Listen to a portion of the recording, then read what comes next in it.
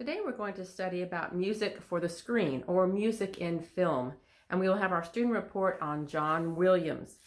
You'll see how music plays a very vital role in how the plot develops and how emotions are created throughout the drama. The music really helps support that and can even change the emotion that you feel in the movie at a certain time based on what you're hearing. On page 503, you'll read about music and film. Now, I'm going to spend a little bit more time on music and film than the textbook does, but let's dive into it just a little bit. Music and film began in the 1890s during the silent film era.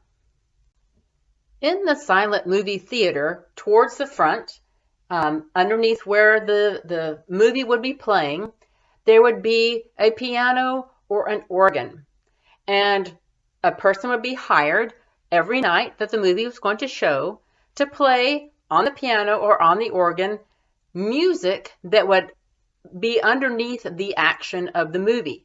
Again, if there was a spoken word, you would see the closed caption after they was said. So they would have a frame of the person speaking, and then they would have a frame of what they just said. And underlying all this person would be playing at the front of the auditorium on the piano or the organ the music that would enhance the video or the movie that you were watching. So, for example, if the hero enters the screen, you're going to hear something that sounds like this.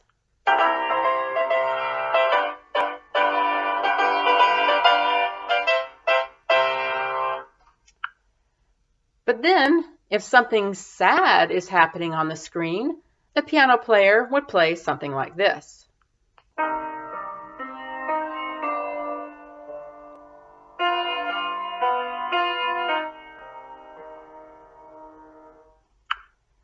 So now maybe something cute is on the screen, a little puppy playing, or something happy. There's someone skipping along and they're having a great time. This is the music that the piano player at the front would play, something like this. They're making it all up, and I'm making all this up that I'm playing for you, but that's just your happy, cute scene on the movie screen.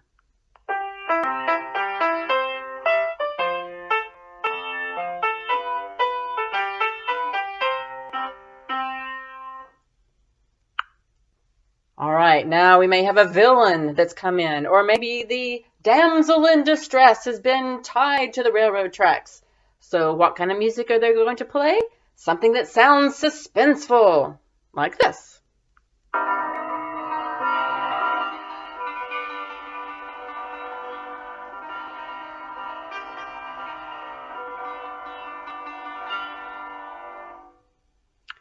So this could be a full-time job for a musician, someone who just plays in the background of the movies that are the silent movies.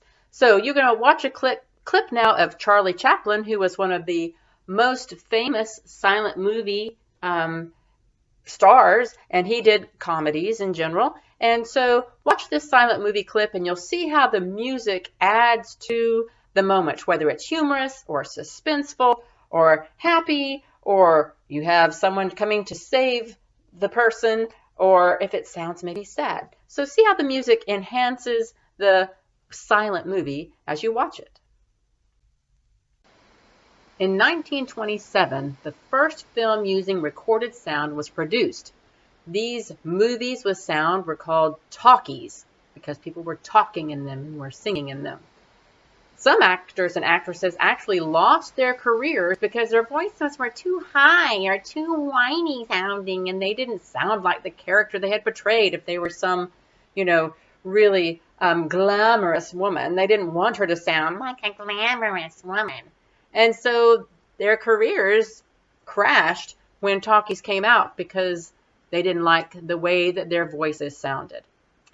Soon thereafter, as studios began to create more and more talkie films, they would hire in full-time resident orchestras and composers to provide music for their productions. Then, starting in the 1960s, freelance composers would view the movie with the director, the producer, the editor, the music editor, and they would decide where the music would appear in the film and how long.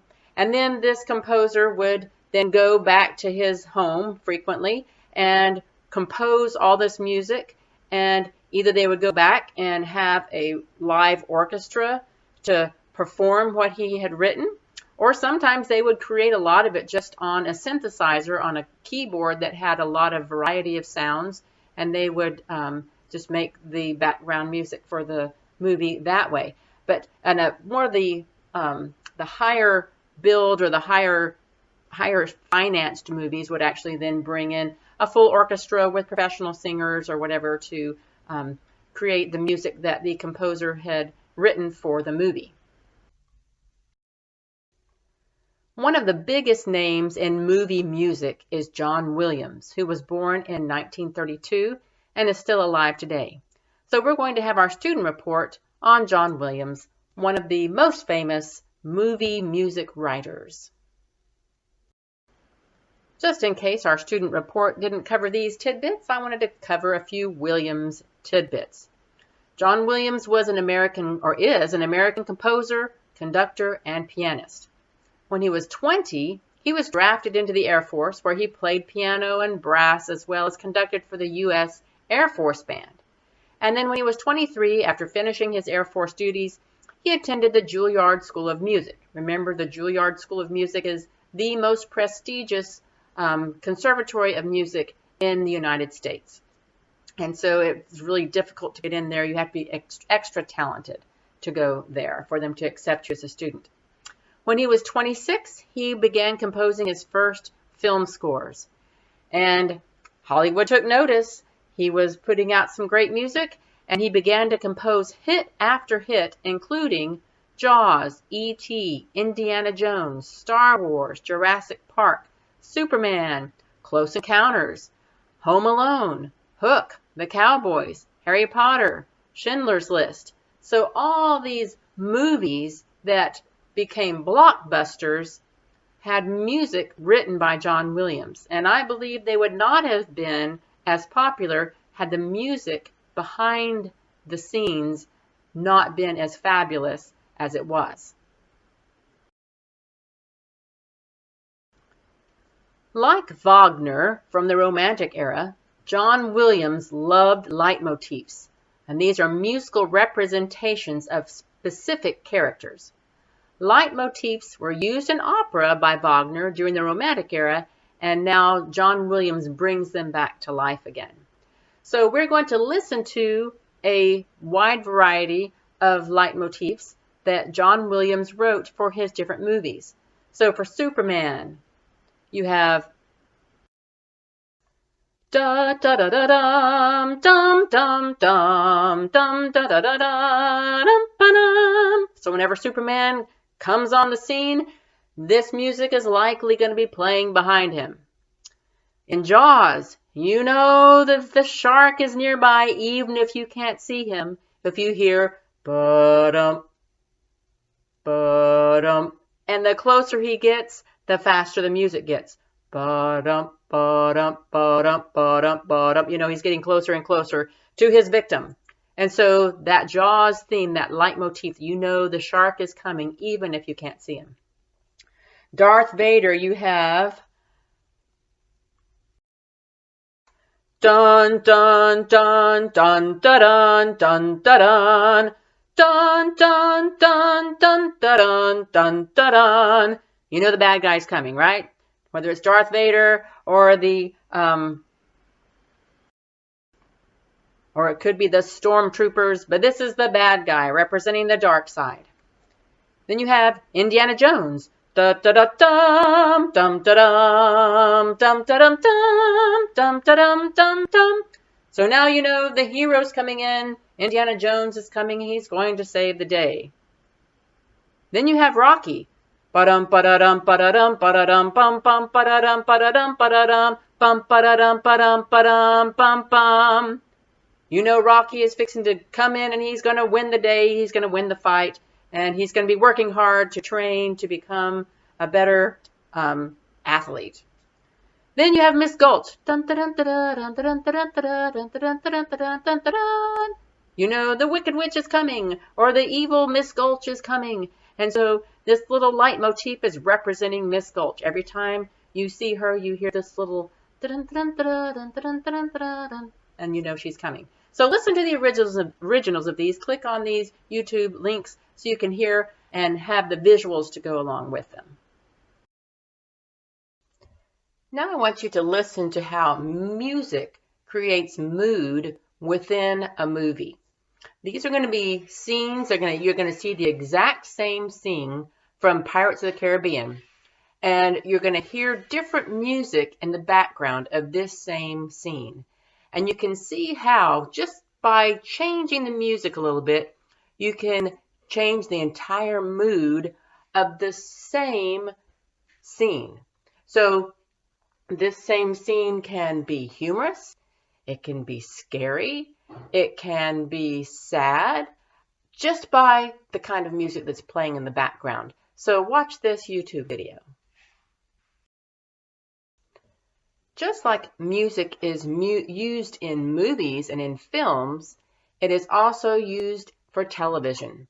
So you will hear music in the background of your favorite television show, and it is used to enhance the action or the suspense, or it can make us laugh or cry or enhance those feelings. And sometimes you may see something on television that might not look humorous, but the music in the background is a cue that it is humorous. And so sometimes the music really makes the scene opposite of what you're viewing. And music is running in the background through most of the television shows that we are watching. So I have included, kind of as a closer for this little unit of study, a compilation of television theme songs. And so many of the songs in the television shows we watch, they always run this theme song before and after the television show is on. And when I was a kid, everyone could sing the theme song to The Brady Bunch and Gilligan's Island and I Dream of Jeannie. And so that's the way these theme songs are, and you really connect that song with the show that you watch every week. Be sure to read in your book pages 503 to 508. And I hope you have really enjoyed some of these music for film and how music really enhances the movies that we see, that people saw in the past and people still see today.